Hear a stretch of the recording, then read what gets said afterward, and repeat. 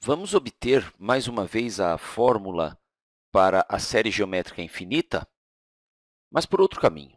Lembrando que a série geométrica infinita é a somatória com k indo de zero até infinito dos termos definidos por a que multiplica um certo número chamado razão elevado a um expoente k.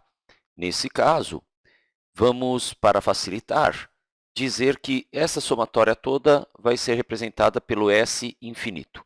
E o S infinito vai ser a soma, então, de todos esses termos, que seria o A multiplicado pela razão elevado ao expoente zero, mais o A multiplicando a razão elevada ao expoente 1, mais o A multiplicado pela razão elevada ao expoente 2, e assim sucessivamente e infinitamente. Assim como fizemos na outra situação, vamos multiplicar todos os termos dessa igualdade pela razão, que eu teria, então, que multiplicando o S infinito vai ser igual. Todos os termos aqui eu vou multiplicar por Q.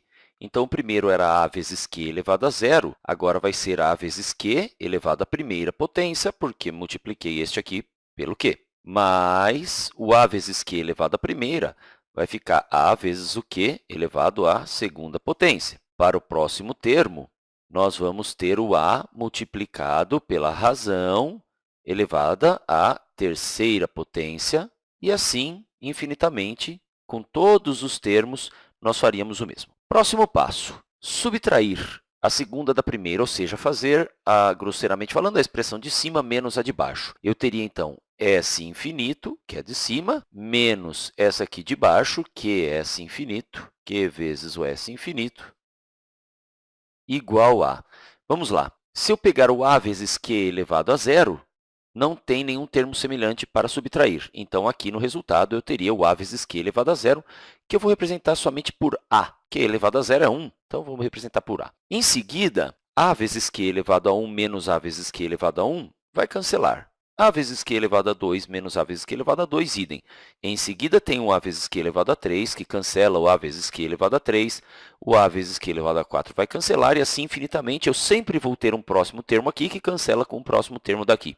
Resta somente, então, a, que é o primeiro termo nesta situação. Eu vou colocar o S infinito em evidência do lado esquerdo da igualdade. Eu teria, então, S infinito que multiplica entre parênteses 1 menos Q, que é a razão. Coloquei o S infinito em evidência. Isso igual ao A.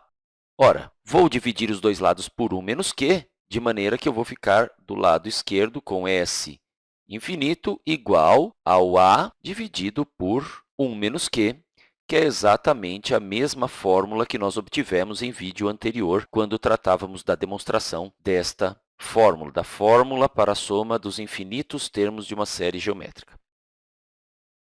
Vamos tomar um exemplo. Na série geométrica com o primeiro termo sendo 5 e a razão sendo 3 quintos. Então, 5 é o primeiro termo, multiplico por 3 quintos. Dá 3 é o próximo termo, multiplico por 3 quintos. Fica 9 quintos para o próximo, multiplico por 3 quintos.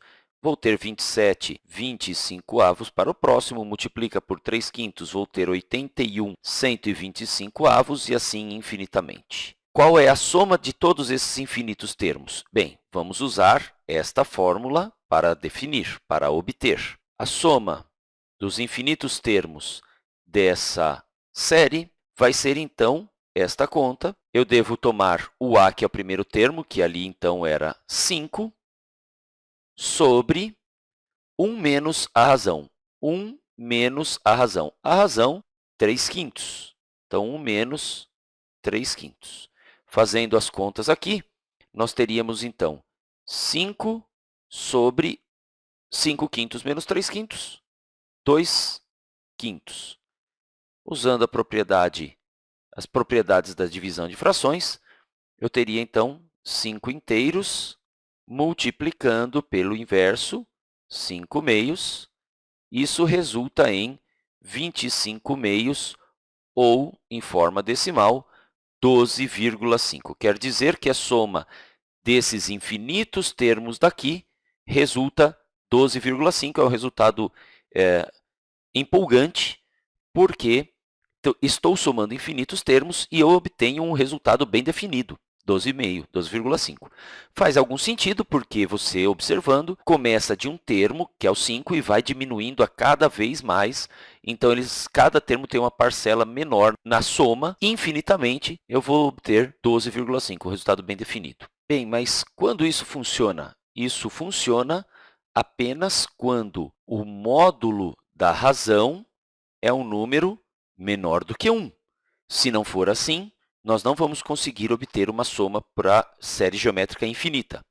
Vamos analisar. Quando a razão tem módulo menor que 1, nós temos esta situação em que, de um termo para o próximo, nós vamos tendo um valor cada vez menor, menor, menor, menor, e faz sentido imaginar que essa soma converge, e é o que, de fato, nós observamos nesse exemplo. Se a razão for zero, o que acontece?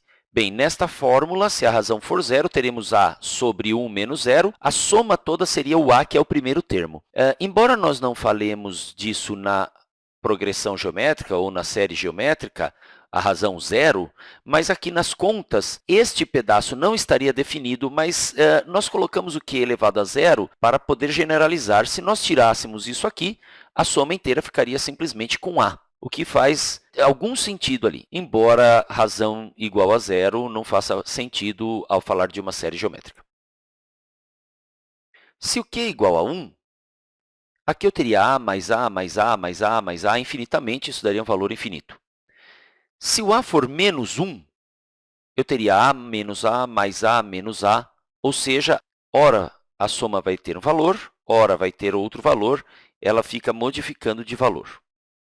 Se a razão tiver um valor maior do que 1, esses termos, falando em módulo, vão ficando cada vez maiores, de modo que essa soma vai ser também infinita. Em outras palavras, essa série só converge se o módulo da razão for menor do que 1. Em outras palavras, se a razão for um número entre menos 1 e 1. Muito bem, é isso aí, a soma dos infinitos termos de uma progressão geométrica. A soma de uma série geométrica infinita. Até o próximo vídeo.